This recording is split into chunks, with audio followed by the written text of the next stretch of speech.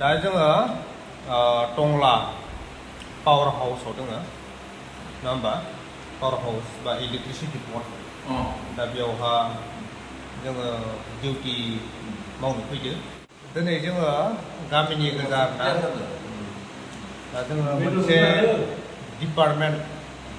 वाइसआवनो मावो खामानिखौ जोङो साब्रैबो गामि गंसेनो नङा होमबा दा जों गंसे टेबोलावनो आरो गंसे गामिनिनो साब्रैबो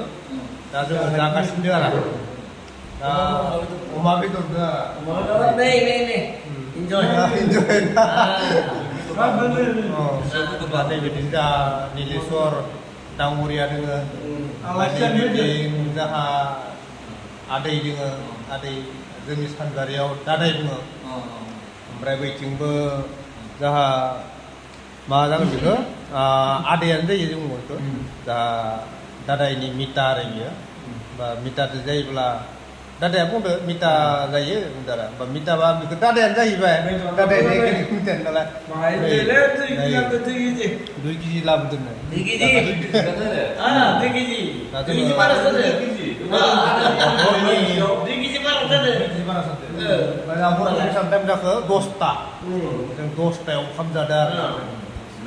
जाबाय न